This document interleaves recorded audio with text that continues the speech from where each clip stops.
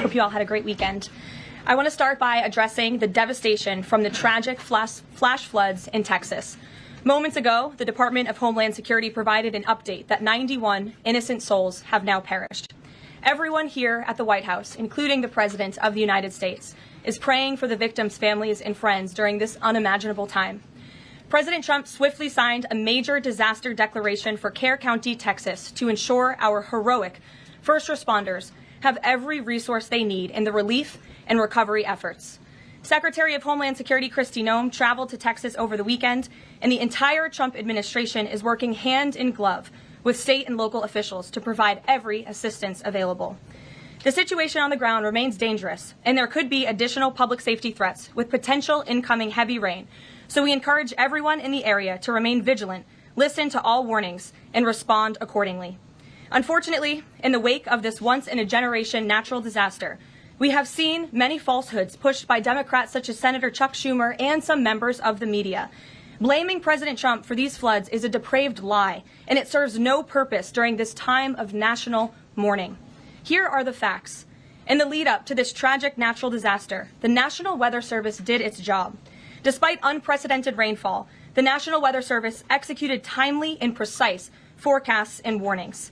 On July 3rd, the National Weather Service office in Austin, San Antonio, Texas, conducted forecast briefings for emergency management in the morning and issued a flood watch in the early afternoon.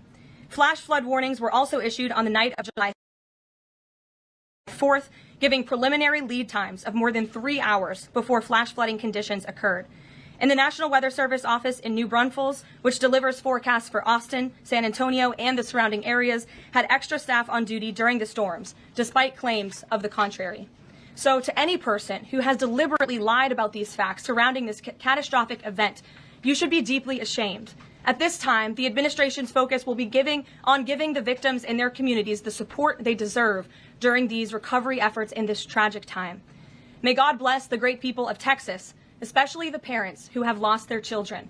President Trump loves you. We are praying for you, and he will be traveling to see you later this week. Moving along to some further scheduling announcements. Tonight, President Trump will host the Prime Minister of Israel, Benjamin Netanyahu, for dinner, where they will discuss the positive developments taking place in the Middle East region. Tomorrow, the President will host his 6th cabinet meeting of his 2nd term. Many of you will be invited to cover that. And on Wednesday, the President will host leaders from 5 African nations for lunch in the State Dining Room. In other news, after the historic signing on the South Lawn of the White House on the 4th of July, President Trump's One Big Beautiful Bill is now the law of the land. Republicans in Congress met the once-in-a-generation moment and codified the Make America Great Again agenda into law. After this monumental achievement, no other president in modern history has worked harder and faster to fulfill their campaign promises than Donald Trump. The One Big Beautiful Bill will get the United States of America firing again on all cylinders. It's safe to say that over the past few weeks, the president has delivered on many, many wins. For the 4th month in a row, jobs numbers beat market expectations with nearly 150,000 good jobs created in the month of June. The American economy has now added nearly 700,000 jobs since January 2025, with American-born workers accounting for all job gains. President Trump drove illegal border crossings to another historic low in the month of June, and Border Patrol once again released 0 illegal aliens into our country. The Supreme Court stopped activist judges from imposing nationwide injunctions and cleared the way for President Trump to carry out his popular and common sense agenda. The University of Pennsylvania agreed to all of the Trump administration's demands and will now keep men out of women's sports. President Trump secured his trade deal with Vietnam, giving the United States total access to their markets. Because of President Trump's unleashing American energy dominance, gas prices are at 4-year lows. And when adjusted for inflation, gas prices are near the lowest levels we've seen in the last 20 years. NATO members agreed to raise defense spending to 5% of GDP, a foreign policy feat long thought impossible until President Trump made it happen. The Operation Midnight Hammer obliterated Iran's nuclear capabilities, taking out this imminent national security threat not just to the United States, but to the entire world. The president secured a ceasefire between Israel and Iran, ending the 12-day war. The president brokered a historic peace agreement between Rwanda and the Democratic Republic of Congo. Pakistan nominated President Trump for the Nobel Peace Prize in recognition of his decisive diplomatic intervention to prevent a nuclear war between India and Pakistan.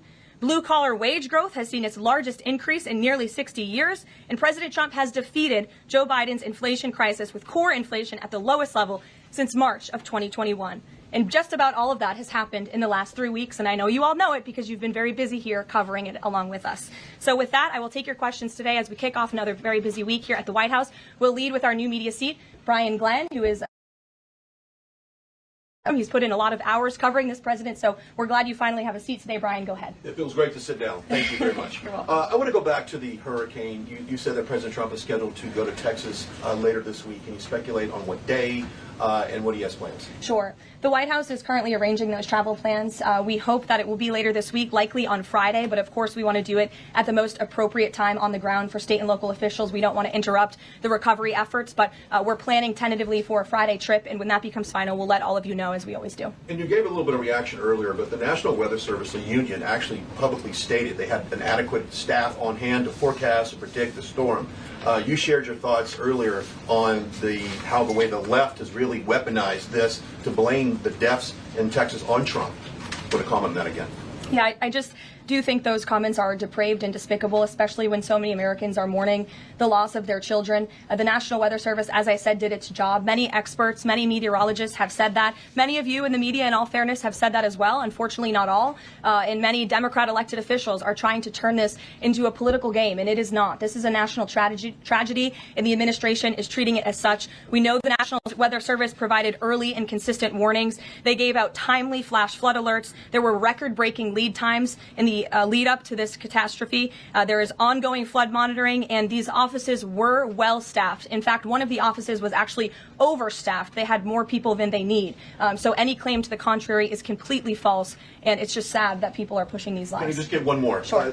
Kind of a little bit of breaking news. The Department of Homeland Security is moving to end the TPS status on Honduran and Nicaraguan migrants. Yes. Any plans to adding additional countries that you could be targeting? Just a reaction. Sure. Well, I won't get ahead of the Department of Homeland Security on additional countries, but as you pointed out, they did end temporary protective status for Nicaraguans and Hondurans in this country because TPS, temporary protective status, is temporary by definition. It is not meant to be a permanent path to residency or citizenship here in the United States of America. It was originally granted to Nicaraguans following a natural disaster in 1999.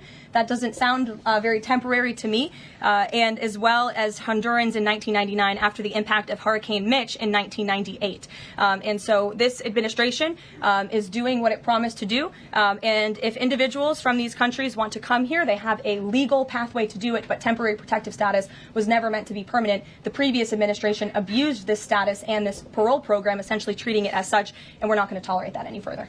Thank you, Brian. Megan. Secretary Bessent said yesterday that countries will boomerang back to the April 2nd tariff levels starting August 1st.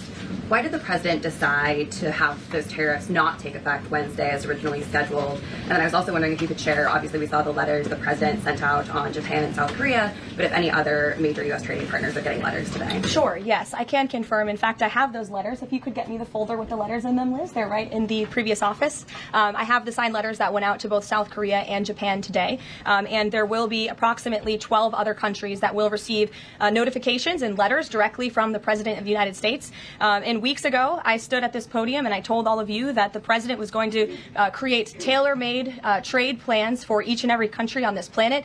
And that's what this administration continues to be focused on. The President will also sign an executive order today delaying the July 9th deadline to August 1st. So the reciprocal tariff rate or these new rates that will be provided in this correspondence to these foreign leaders will be going out the door within the next month, or deals will be made. And those countries continue to negotiate with the United States. We've seen a lot of positive developments in the right direction, but the administration, the president, and his trade team want to cut the best deals for the American people and the American worker. That's what they're focused on. And in the effort of transparency, these letters will continue to be posted to Truth Social, so you can enjoy them yourself. Go ahead. Thanks, Caroline. Just about the visit of Prime Minister Netanyahu today, I was just wondering why that is not open to the press.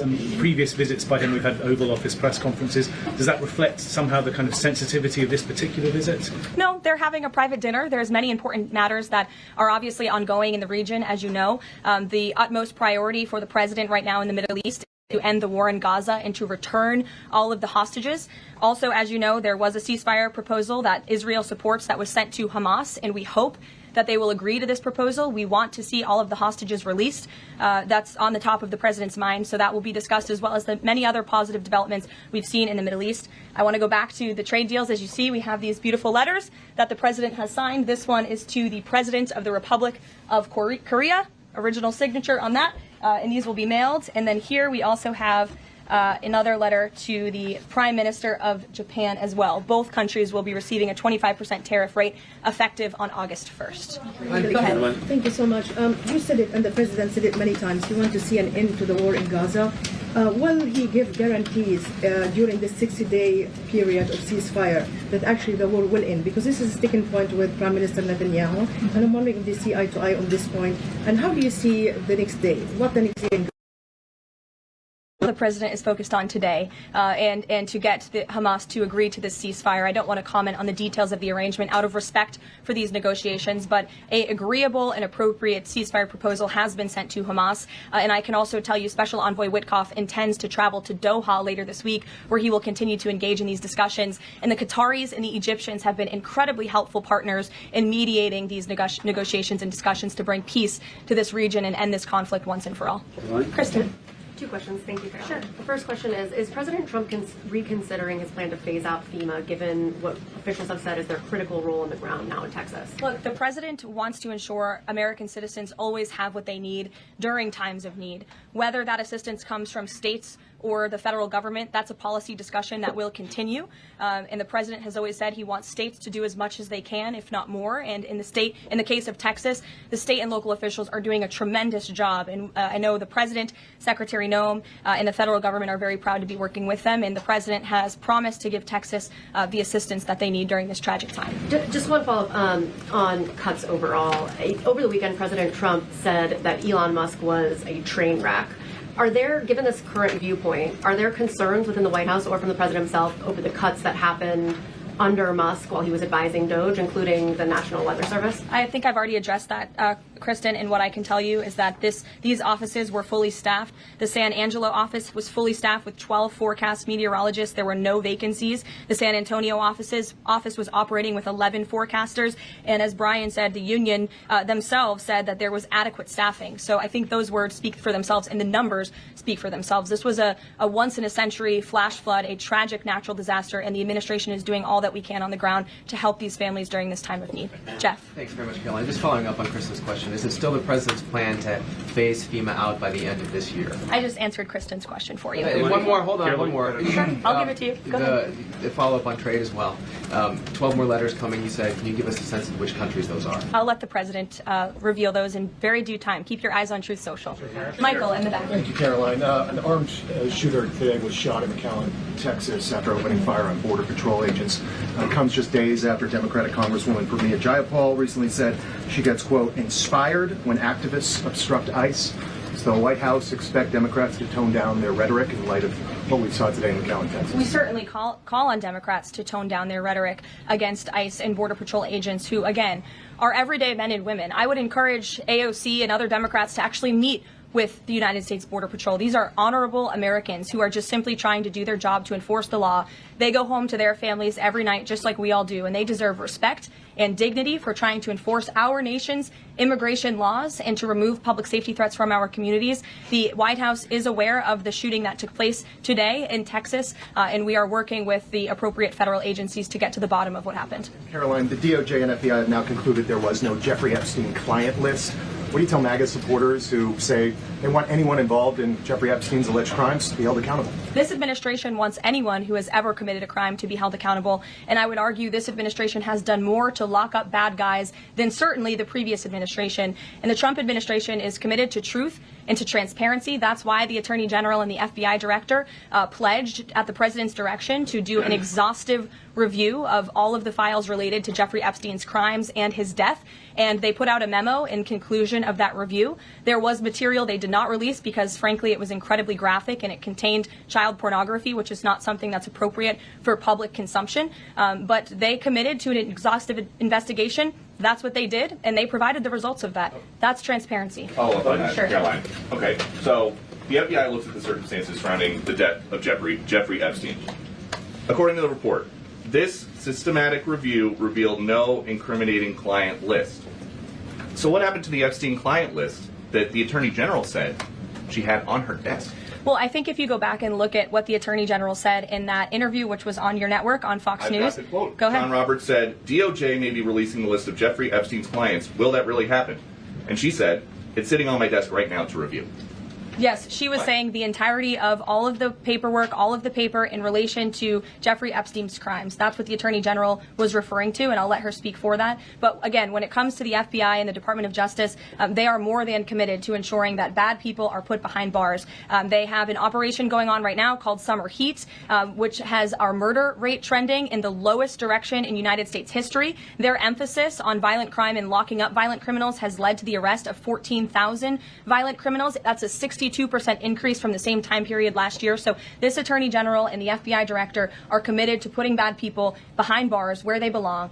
They promised an exhaustive review. That's what they did. For any further details, I would refer you to the Department of Justice. Thanks, Caroline. With Prime Minister Netanyahu visiting the White House today, yesterday the president said that he was working on a more permanent deal with Iran, but several days ago he didn't think one was necessary. What changed? Well, when you asked me about this, or when you all asked me about this several weeks ago, I said the president thought maybe an Iran deal was not necessary, but of course the president is always interested in peace and diplomacy. That remains true, and the administration continues to be in contact, both directly and indirectly, with the Iranians on a deal. And then on tariffs, you're now delaying the deadline from July 9th to August 1st. Is that an acknowledgement that perhaps the administration found it more difficult to negotiate these trade deals, or whatever happened to 90 deals in 90 days? No, it's an acknowledgement that this administration is doing what's best for the American worker, and we want the best deals possible for our workers, for our manufacturing base, for our middle class, and they are doing this deliberately and appropriately on behalf of our country's interests. Josh. A couple more on the tariffs. You said about 12 more letters. There were about 55 or so countries, including the EU as a bloc, that were facing this tariff increase. All of those, to understanding correctly, are now deferred to August 1st, right? Correct. On the 12, what happens with the remaining, whatever it would be, 40 something? So just 12 today. There will be additional letters in the coming days. So all of them are going to get a letter at some point? Correct. Okay, and can you tell me why he decided to start with South Korea and Japan? Are they annoying him? It's the president's prerogative, and those are the countries he chose. And on the sectoral tariffs, it's our understanding that these continue to be a separate track. We're still waiting on a bunch of them. That's right. Is there any timing update on when he's going to move on, for instance, semiconductor tariffs and other things that are still in the hopper? I don't have a timing update, but for where they are in the process, I would defer you to the Department of Commerce. Should we expect deals finally as well? He announced his Vietnam deal. Are you close on any other countries? The president and the administration, yes, we are close. But again, the president wants to ensure these are the best deals possible. And I would add just one more thing on trade and tariffs to wrap it up. Look at the extensive work this president has put into cutting these good deals and doing what's right for the American worker. He is literally looking at the map and looking at every country on the planet and seeing where they are ripping off the American people, seeing where they have hollowed out our industrial base, seeing where our jobs have gone to other countries overseas because of their tariff policies, and he's trying to correct that. So this is decades of bad trade policy that has led to a deficit that is ravaging our country, that is ravaging our The president is taking a very deliberate approach to correcting this wrong of many decades, of many past presidents. And so I think he should be commended for the time and the effort that he is putting into this. And the fact that he has announced a framework with China, a trade deal with the United Kingdom, a trade deal with Vietnam, and many others to come in just a matter of 6 months is truly historic. And it's a testament to this president and his trade team who are working around the clock to get this done. Sure. Two questions on Iran. What's the permanent deal with Iran looks like for the president, and what issues related to Iran should it cover?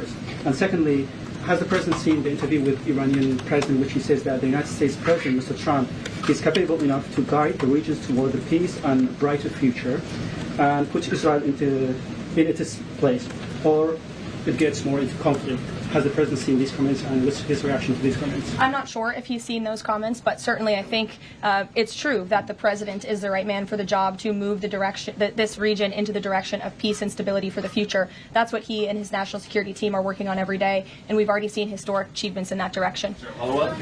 Go ahead. In the back. Kelly, go ahead. Great, thank sure. you. And then in front of you. Okay, a couple questions for you. First, y'all need name tag signs. First question on the flooding in Texas. I know there has been some concern about the timing of the alerts, knowing that they did go out, but the warnings coming out in the wee hours, so while many people were likely sleeping. Can you share just details what you know about why those warnings were sent while people were likely sleeping, and then what the administration is doing to ensure that these alerts come out sooner? Well, the alerts imminently were sent out before the flood when people were sleeping because the flood hit in the very early hours of the morning. So people were sleeping in the middle of the night when this flood came. That was an act of God. It's not the administration's fault that the flood hit when it did. But there were early and consistent warnings. And again, the National Weather Service did its job. On July 2nd, there were initial notices of potential weather and flooding risks were issued. On July 3rd, escalating warnings throughout the day with a flood watch issued at 1:18 p.m. And then later, at 6:10 p.m. on July 3rd, the Weather Prediction Center warned of excessive rainfall and a high likelihood of flash flooding. 6:22 p.m. July 3rd, National Weather Center issued a hydraulic warning highlighting considerable flooding risks, including in Caryville County. And then there were the timely flash flood alerts at 11:41 p.m., 1:14 a.m., and then another flash flood emergency warning issued at 4:03 a.m. just before the flood hit. So those were all of the warnings that went out to the affected area and region. Go ahead. One question on education funding Go for ahead. states Thank you and very much. I local appreciate it, districts. Caroline. Two questions for you related to the Prime Minister's visit today. Number one, there's a report circulating that the Gaza Humanitarian Foundation provided a proposal to the White House to build these so-called humanitarian transit areas inside and outside of Gaza. The GHF is insistent it has nothing to do with that proposal. Can you shed any light on whether the White House has received such a proposal, and if so, from whom? I'm unaware if a proposal from the Gaza Humanitarian Foundation was sent to the White House. I haven't seen it, but I can ask our National Security Council. And also a document circulating that the White House is prepared to lift the Foreign Terrorist Organization designation from HTS, the group of President al-Shara in Syria. Can you confirm that that's taking place? Again, I haven't heard that, or I'm not aware of that action taking place. As you know, we did lift particular sanctions on Syria, but we did leave them on for particular terrorist groups. If that has changed, we will, of course, let you know if there's a change in policy, but I'm unaware of one at this time. Sure, go ahead. Me? Thank you. Ahead of You can go too, since you're so eager. ahead of the president's meeting with Prime Minister Netanyahu today, is there a scenario where Israel has made it clear that they will not bring an end to this war until Hamas is decimated? And the president just 5 months ago suggested a potential takeover of Gaza. Is there a situation where tonight the two men will change their posture, and in the scenario that Hamas turns over the remaining hostages, that the war could come to a permanent end, and that they will seek that under that scenario that they would essentially try to bring this war to a permanent end beyond just that 60-day ceasefire? Again, you're putting a hypothetical situation in the air, so I don't want to comment on that out of respect for these ongoing negotiations and discussions that are taking place. But as for the takeover of Gaza, I don't believe the president ever said that. I think he discussed a rebuilding of Gaza once this war is over. This has become an uninhabitable place for human beings, and the president has a big heart. He wants this to be a prosperous, safe part of the region where people and families can thrive, and there will be a need for a real rebuilding effort when the time comes. But right now we need to end this war, and we need to bring all of the hostages home. The president is adamant about that. The war tonight? Look, again, I will let the president speak for himself later if he decides to comment on the details of the agreement, but out of respect for the discussions, I won't do that from the podium. Go ahead. So Congressman Lawler and Gottheimer have introduced a bill in Congress, the Bunker Buster Act, that would allow the United States to sell B-2 bombers and bunker buster bombs to Israel. Is that something the president would support? Well, I don't know if the president's aware of the Bunker Buster Act, but I will ask him and see what his opinion on that is. I'm not sure. Right, thank you. Caroline, thank you, Caroline. Building off of the question earlier about the shooter in Texas who targeted ICE, Axios reported today, I believe, that Democrat lawmakers were saying their constituents are calling on them to be more violent when they go to ICE facilities, including, I believe, they want them to shed blood, and that they said that Democrat lawmakers should be willing to get shot themselves. Can you respond to that, and do you have concerns that any of these lawmakers might act on the wishes of their constituents? It's hard to believe anyone with morals in this country or decency would say such a thing. Obviously, the White House condemns that rhetoric, and we condemn violence of any kind. This administration is simply trying to enforce our laws, and we must be a nation of law and order. You cannot simply waltz across our border and live here illegally and expect to stay. We are going to enforce our nation's laws, and the men and women who are doing that are doing so in a respectful way. They are doing so within the confines of the law, and they are just trying to do their jobs. And we condemn any violence or any calls for violence of any kind against any American. Go ahead. Thank you, Caroline. I wanted to ask you if... I was not calling on you, but you can go ahead. That's fine. There's a lot of people in here today. The letter that the Colombian President Gustavo Petro sent him apologizing for his comments a few weeks ago, suggesting that there was an involvement from the U.S. government in an alleged coup d'etat in Colombia. And Secretary Rubio recalled the U.S. Chargé d'Affaires in Colombia. Did President Trump saw that letter, and what do you think about the comments from President Petro suggesting that the U.S. has some kind of involvement in a coup? I'm not sure if the president has seen that letter, but I can check with him in the National Security Council. We will get you a response if you follow up with my team. We will find out for you. Caroline? Sure, go ahead. Iris, go ahead. Thank you, Caroline. Thank you, Caroline. On two topics. First, I on love how tariffs. excited everyone is on Monday. Yes, Raquel, you can go after.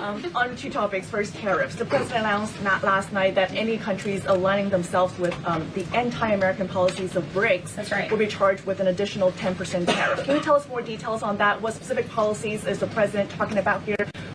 These two countries stay away from to avoid being subject to additional tariffs? Sure. Well, the president feels, generally speaking, that BRICS is seeking to undermine the interests of the United States.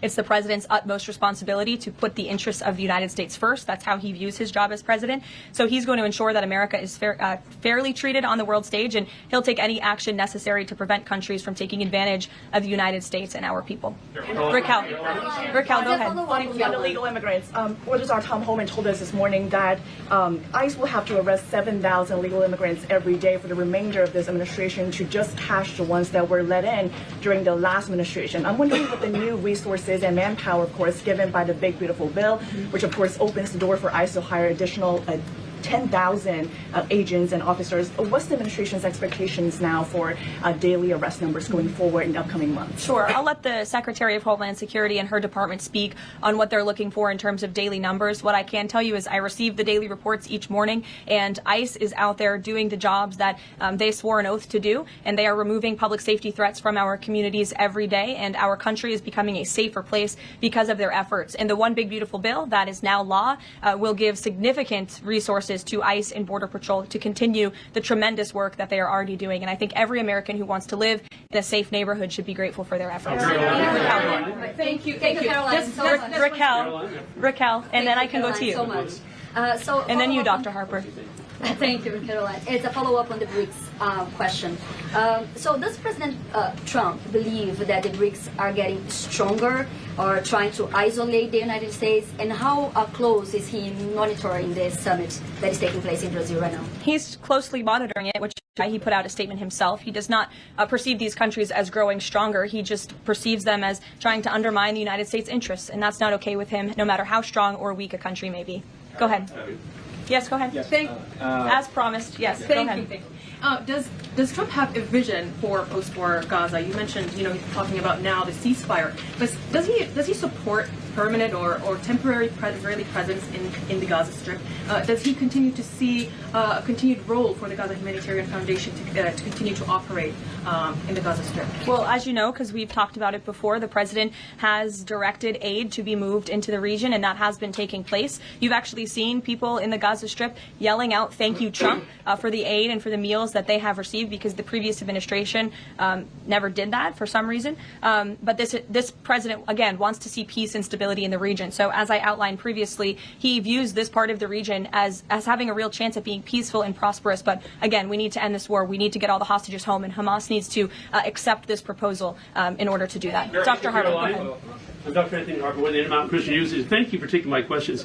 Given the nature of the Palestinian Authority, with their pay to slay, teaching Jew hatred to children, corrupt leaders, and no elections for 19 years, who does President Trump support to govern Area A and Area B to prevent Hamas from ruling?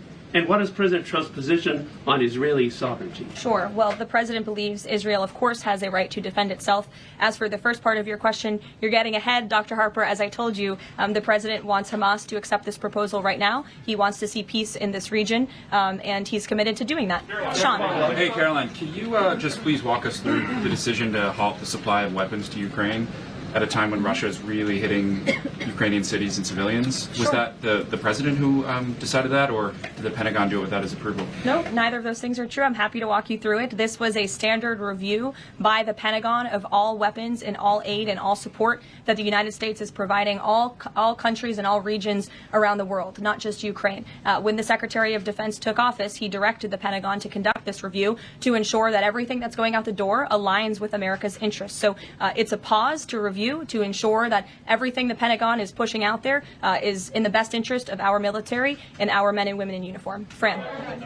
Two questions on Israel. You suggested that Hamas is the impediment currently to a ceasefire. So if not a ceasefire deal, then what does the president hope to achieve with tonight's dinner with the prime minister? Again, you guys are getting around to a lot of hypotheticals. I don't want to get ahead of the president, but there are many other issues to discuss with Prime Minister Netanyahu tonight related to the region and just the entire world. So this will be a dinner to talk about Operation Midnight Hammer, which was incredibly successful, to talk about peace in Gaza and ending that conflict, as well as many other topics of discussion in relation to Israel and the United States. Sure, go ahead. Thank you, Caroline. Given the fact that this is on the trade letters, given the fact that the president put into effect the tariffs on April 2nd and then put the pause into place, is the president at all concerned that these countries that are receiving the letters won't take them seriously because the deadline seems to have shifted already and may shift again? They will take the letters seriously because they have taken the president seriously. And that's why the president's phone, I can tell you, rings off the hook from world leaders all the time who are begging him to come to a deal. And this administration is working hard to ensure those deals are in the best interest of the American people. And this delay, again, is in the best interest of the American people. And you all will continue to see these letters released on the president's Truth Social. And we will see you all later. Thank you, guys. Thank you.